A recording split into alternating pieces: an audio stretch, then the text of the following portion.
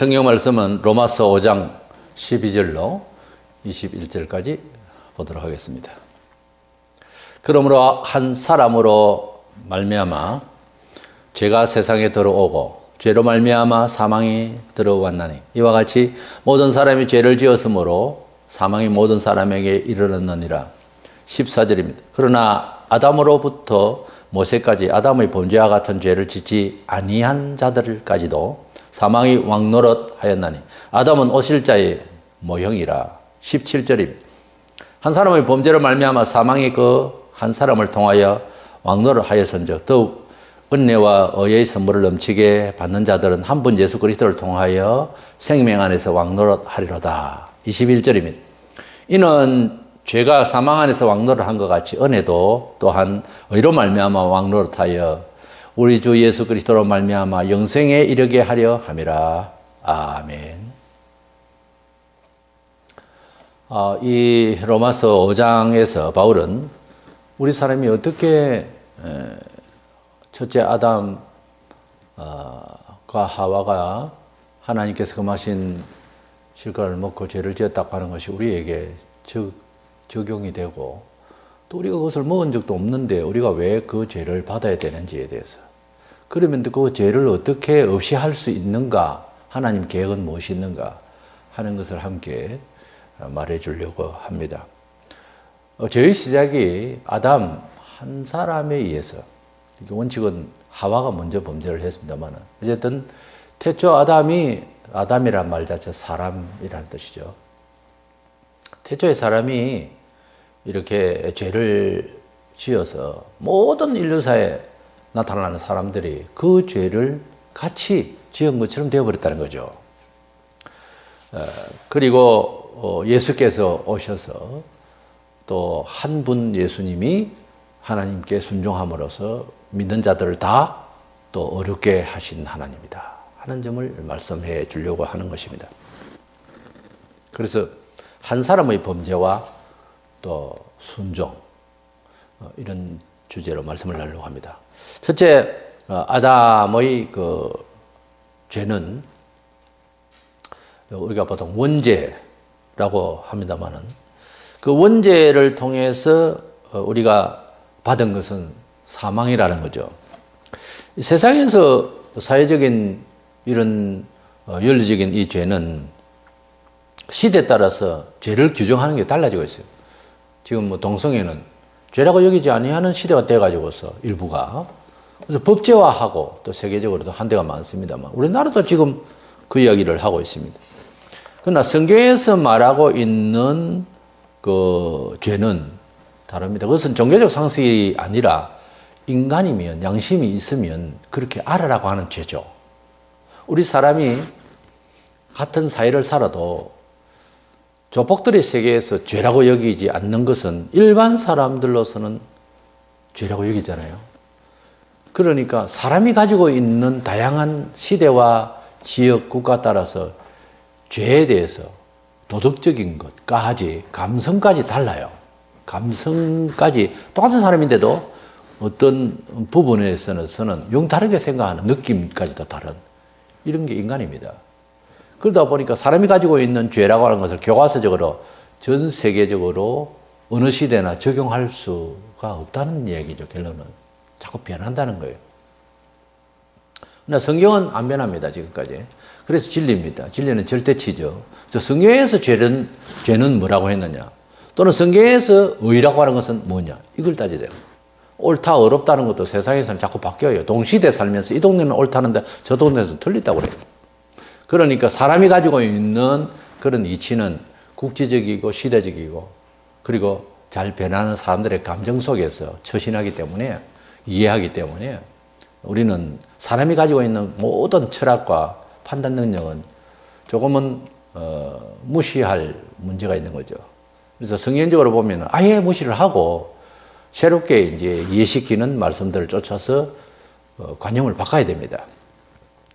성경에는 이런 사망의 죄, 이 원죄를 통해서 죽는 죄뿐만 아니라 또 형벌을 받아서 잘못되어지고 그리고 고통받고 그리고 죽음이 오고 하는 이런 형벌까지 오는 이런 죄를 두 가지로 이제 보고 있는, 첫 번째로는 그 원죄라고 하는 죄가 있고, 또 자범죄라고 하는 보통 이런 말을 씁니다.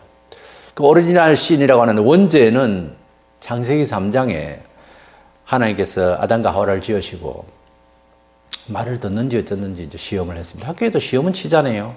선생님이 죄를 지은 겁니까? 아니잖아요. 말을 잘 들었는지를 평가하잖아요. 그래서 하나님께서 에덴 동산에 많은 것을 먹을 것을 준비하시고 동산 중앙에 있는 잘 보기에 쉽게 그 과일은 먹지 마라. 특별히 그 과일이 좋아 보이고 특별히 그 과일이 나쁘게 보인다고 볼 수는 없어요. 동산 중앙에 있는, 잘 보이니까 중앙에 있는 실과를 먹지 말라 하신 말씀에서 다른 잡다한 생각을 할 필요가 없습니다. 그냥 그 실과 중에 하나, 모든 걸 다 지으시고 좋았다라고 하셨어요. 1장에서 만물을 지으시고 다 좋은 건데 굳이 동산 중앙에 있는 건 나쁜 거다라고 과실의 문제는 있는 것은 아닙니다. 그랬을 때 창세기 2장 17절에 선악을 알게 하는 나무의 실과를 먹지 말라. 네가 먹는 날에는 반드시 죽으리라. 죽음이라는 말을 처음 듣습니다. 사람은 일상에서도 우리가 죽는 걸 생각하지 않듯이 태초 아담은 아예 죽음이라는 경험을, 누가 죽은 것도 모르고 경험도 없고 느낌도 없고 예상도 없습니다. 그런데 죽으리라고 하는 말을 들을 때 우리가 늘상 경험하고 알고 있는 감각하고 다르지 않겠어요? 죽는다는 말을 전혀 모르는데 죽으리라고 했을 때는, 그 사망을 이야기했을 때는 끔찍한 이야기인 겁니다. 그러니까 하나님의 말씀을 필수적으로 들어야 되는데 되게 어려운 것도 아니에요. 먹을 것도 많은데 동산 중앙에 있는 이거는 먹지 말라. 먹으면 죽는다 그랬어요. 그랬을 때 우리의 죄악의 첫 경험이라고 하는 건 살떨립니다. 그죠? 무서운 사망에 있는 것은. 그 처음 듣는 거면서도 엄중히 말해서 죽는다 그랬어요. 그래서 우리가 자식을 키우거나 뭔 이야기를 할 때에 그러면 너 죽을 줄 알라 그러죠. 엄중하려고 할 때 우리도 그렇게 썼잖아요. 하나님께서는 정말로 죽인다고 그랬어요. 먹지 말라 그랬는데. 근데 그 시험에 이제 사탄이 뱀 속에 들어와서 결국은 죄를 유발케 하는 것은 먼저 있었다는 거죠. 그에 대해서 복잡하게 생각할 건 없고요. 언제부터 생겼는지 그건 따질 게 아니고. 그럼 죄가 들어와 가지고서 미혹을 했어요. 뱀 속에 들어와서 말을 하면서 먹어도 된다. 먹으면 오히려 더 하나님과 같이 되고 밝아지고 좋아지고 오만 소리를 이제 이렇게 미혹을 할 때 하와가 먼저 먹었죠. 바로 옆에 남편 아담이 없었던 것 같아요. 그 뱀이 말을 할 때는 조금 떨어져 있었는가 싶습니다. 그래 하와가 먹고 남편한테 듣기로는 죽는다 했는데 금방 안 죽으니 괜찮은가 보다 이래서 남편한테 주니까 남편은 물어보지도 않고 그냥 먹었어요. 그래서 둘 다 사망을 받게 되는데요. 그 이후로 자식을 낳아도 죽고 똑같이 이제 죄와 고통 속에서 살다가 이 세상을 죽어야 되는 이런 사람이 되었다 하는 이야기가 성경에서 말하는 사람이 죄를 처음에 어떻게 지어졌고 그 죄가 흘러서 유전이 되느냐 하는 내용을 지금 설명하고 있는 거예요. 이래서 우리가 뭐 가진 종교생활과 철학과 교양과 그런 자기를 돌보는 일과 수도를 하고 수행을 하고 아무리 해도 이 죽음을 피할 수가 없는 거예요. 마지막 죽음이라고 하는 것은 로마서 6장 3절에 죄의 삭은 사망이라고, 창세기 2장 17절에 주님께서 하나님께서 말씀하신 대로 죽는다라고 하는 것은 죄의 삭이에요. 죄의 결과다 그 말이에요. 누구든지 죽으니까 뭐예요? 다 죄인이었더라고요. 다시 살아나든가 예수님처럼 그러면 의인이라고 할 수 있죠. 이래서 이 원죄를 지었는데 12절 14절에 보면 그러므로 한 사람으로 말미암아 죄가 세상에 들어오고 죄로 말미암아 사망이 들어왔나니 이와 같이 모든 사람이 죄를 지었으므로 사망이 모든 사람에게 이르렀느니라 그랬어요. 그래서 처음 아담과 하와가 범죄를 하고 그 죄가 우리에게도 다 미쳐버렸다는 거죠. 14절에 그러나 아담으로부터 모세까지 아담의 범죄와 같은 죄를 짓지 아니한 자들에게까지도 사망이 왕노를 하였나니 아담은 오실자의 표상 모형이라 그랬어요. 그러니까 모세 때에 죄를 규정하는 율법을 주셨잖아요.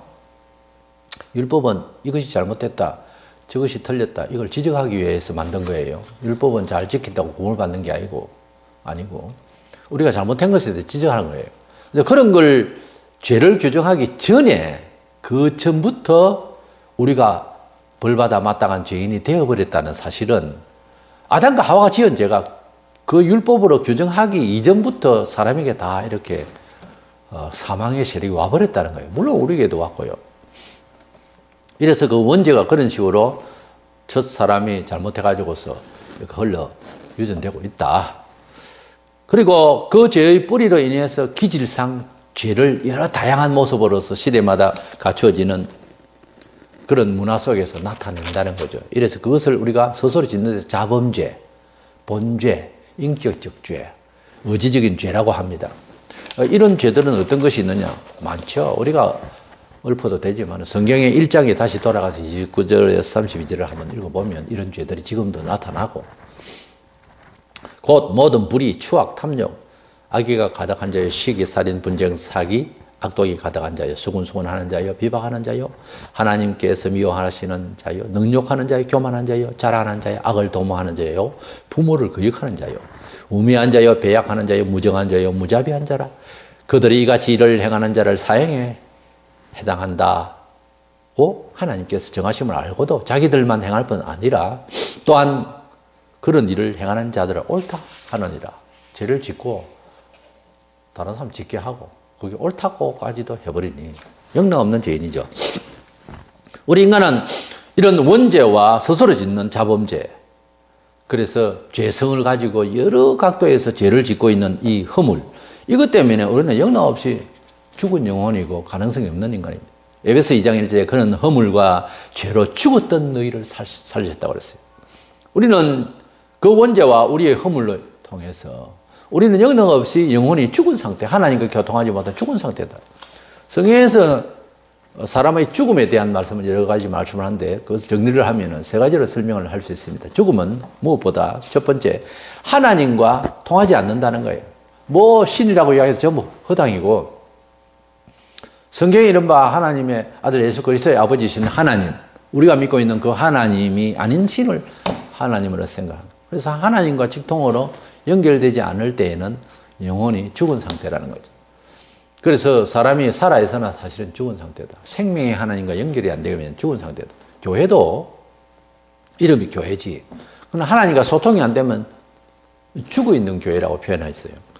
계시록 3장 1절에 4대 교회의 사제에게 이르시되 내가 네 행위를 아노니 네가 살았다 하는 이름을 가져서는 죽은 자로다.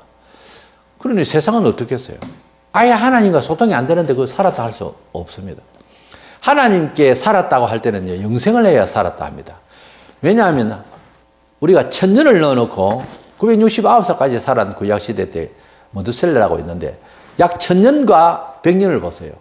100년 너무 짧잖아요. 지금 우리는 100년을 살면 오래 살았다고 하지 장수한다고 그러죠. 근데 1000년 사람이 볼 때는 너무 아쉽잖아요. 100살 사람 앞에서 10살 먹고 죽었다는 거라고 같잖아요.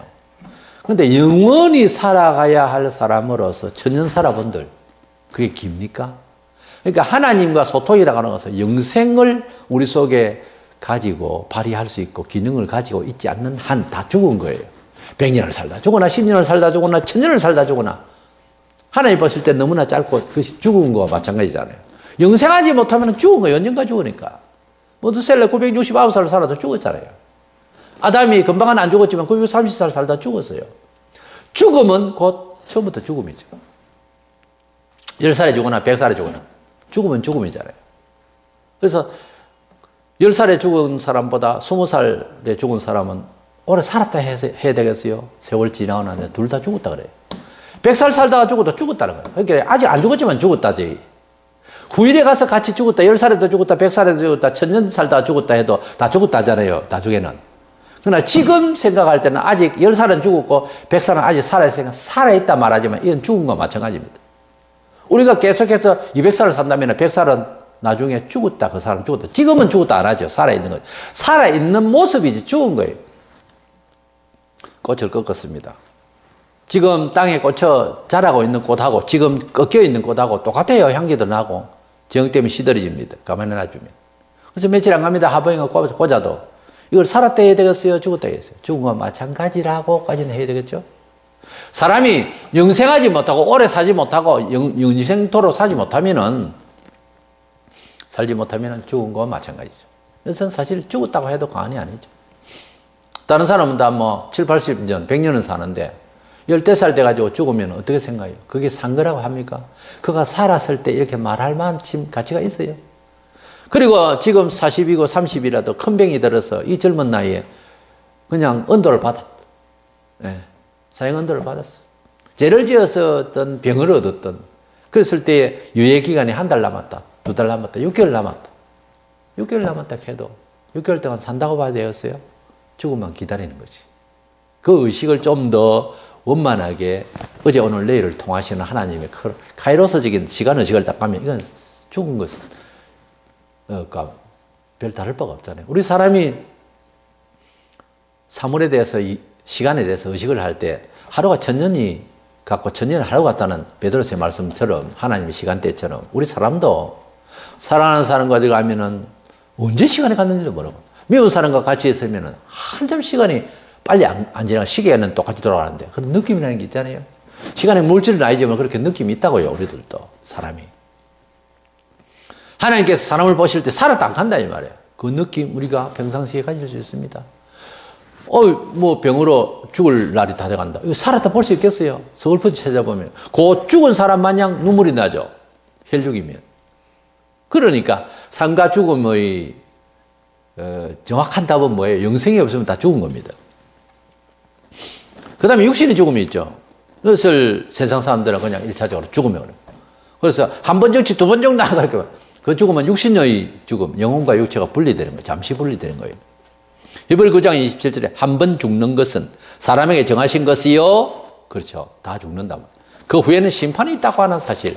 이걸 까먹고 알지 못하니까 불신자들은 육신의 죽음만 죽음이라. 그래서 세 번째 죽음은 영혼과 육체가 영원한 지옥으로 떨어지는 죽음. 우리가 살아도 그건 뭐 산 게 아니다. 완전 죽음이에요. 죽음보다 다 이런 말 쓰잖아요. 이 죽음입니다. 죄인들은 이 죽음을 알지를 못하죠. 육신의 분리만 죽음이라고 생각합니다. 그래서 그들은 인생은 한 번 죽는다. 그럽니다.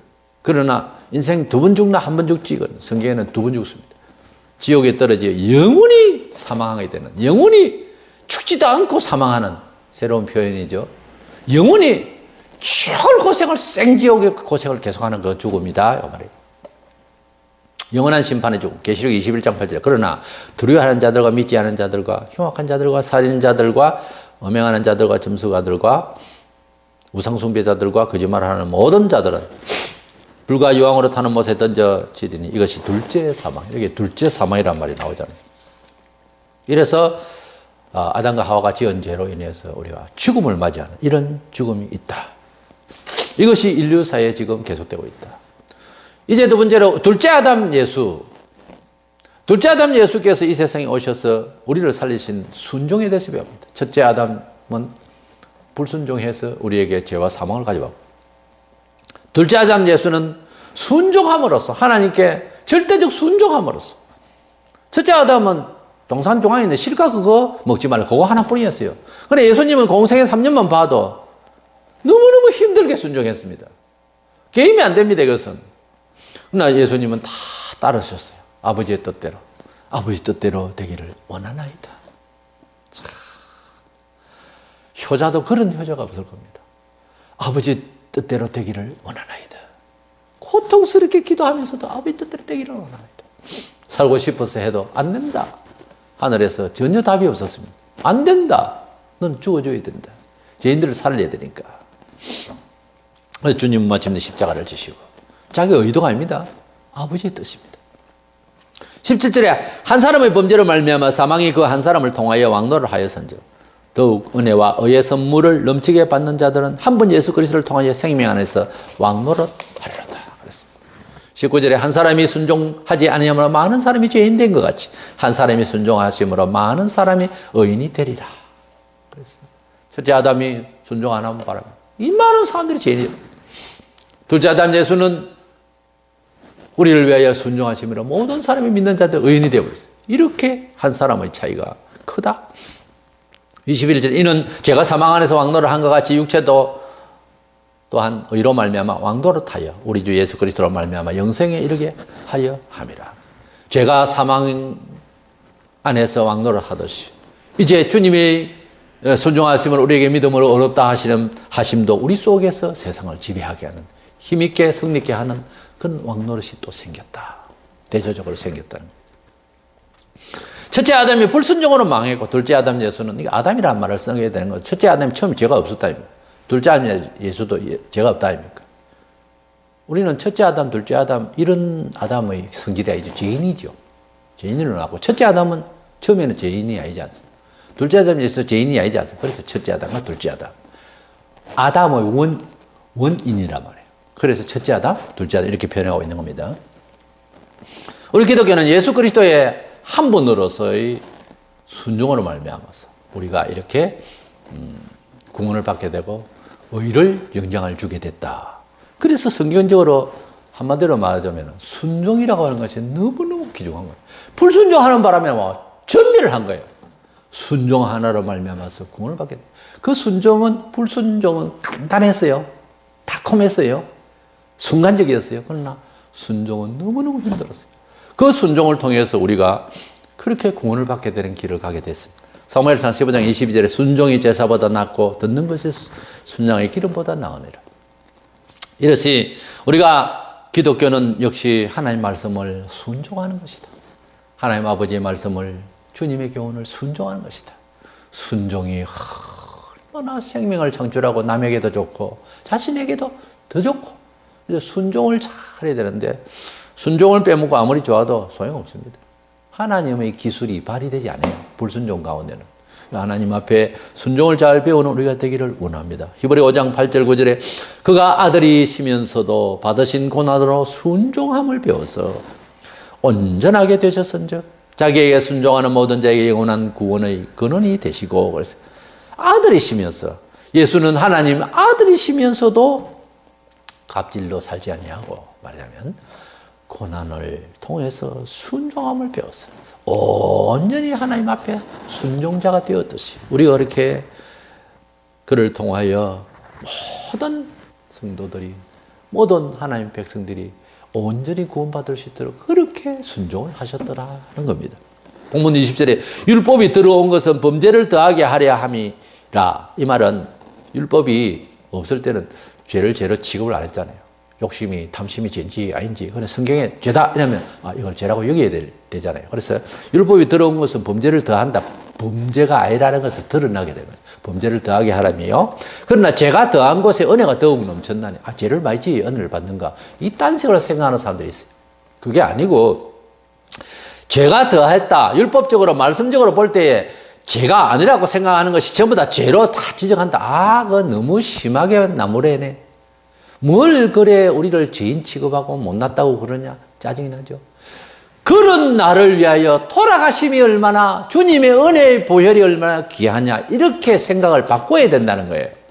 아니 생각을 바꾸는 것이 아니라 그런 죄를 생각을 많이 하다가 보니 그 죄를 위하여 돌아가심이 그 십자가에 죽으심이 그 보상이 얼마나 주님의 보혈이 귀하냐고 참 은혜가 된다 이 말. 내가 참 은혜를 잘 못 받았다. 나는 은혜를 못 받았다. 이거를 나는 아직 죄로 내 자신을 큰 죄인으로 생각을 잘 할 이유가 없는 걸로 알고 있다. 그 말이에요. 똑같은 얘기. 참 은혜를 받았다. 나는 죄인인 줄 알았다. 성경을 읽어보세요. 다 나옵니다. 그게. 죄인인 줄 아는 사람이 제사를 드렸어요. 과거에도. 구약시대 때도. 죄도 모르고 제사를 드리는 건 아니었어요. 그냥도 마찬가지.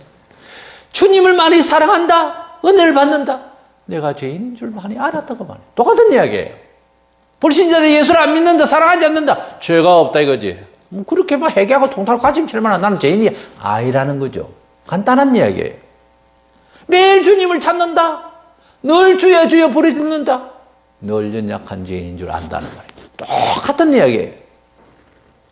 아무리 식견이 있고 지혜가 발달하고 과학 만능이 있고 문화가 발전해도 사람의 양심은요. 그거하고 상관이 없습니다. 오히려 그런 게 역으로 반비례할 수 있어요. 화려하고 커지고 부자되고 높아지고 이것이 오히려 영혼과 분별해서 살 수가 있는 거예요. 자세히 보면 하나님께 주시지 않는 물질은 악이 될 수 있어요. 독이 될 수 있다고요. 대낮에는 부자면 되지 않는 그러다가 망하는 거예요. 부자면 하늘 나를 만큼 행복합니까? 돈이 많았기에 자산하는 사람도 한둘이가 아닙니다. 한강에서 뛰어내리고 여기저기서 자살하는 사람들이 없어서 자살하는 사람보다 있는 사람들이 굉장히 많이 자살해요. 6억대가 10억대 정도 같으면 얼마든지 부자인데 그래 있어도 돈이 부족해서 자살하는 사람도 더러더러 나옵니다. 웃기죠. 그 말은 영혼과 사람이 살아가는 정서는 돈하고 비례하지 않더라는 거예요. 그 경험하고는. 아무 상관이 없어요. 어떻게 보면은. 흑담석에서도 감사함으로 살 수 있고 토굴에서 살 수 있어요. 고대강실 집에서도요. 불만하려고 하면 끝이 없습니다. 이것은 우리 지구촌에 살면서 어느 시대든지 행복 지수를 이렇게 내릴 때 통계를 보면 알 수 있잖아요. 아니 우리가 흔히 일상에서 경험하잖아요. 무엇을 갖춘다고 해서 그게 행복이 아니더라는 거죠. 틀어 안고 있어도요. 고통이 계속되는 게 지금 이 현대 생활입니다. 그렇지 않습니까? 그걸 시인을 했다면 알았다면 그러면 행복의 기초가 그게 아니라고 실천을 해야 될 것 아닙니까? 우리가 율법적으로, 즉 다른 말로 부드럽게 말하면 하나님의 말씀을 많이 알고 보니 우리가 참 죄인인 줄 알게 되고 그리고 우리가 똑바로 살아야 된다는 많은 거룩한 부담감을 가진다. 이것이 나약하게 되고 부자가 안 되고 행복하지 못할 것 같습니까? 오히려 주님이 더 필요하고 주님의 그 은혜가 이제 더 시선받기를 원하고 지도하기를 원하고 이렇게 간절하면 오히려 은혜가 더 넘치게 하는 겁니다. 근데 뭐 은혜 필요 없다. 그럼 죄인대로 살겠다 그거 아닙니까? 똑같은 이야기예요. 피해갈 수 없는 이야기예요.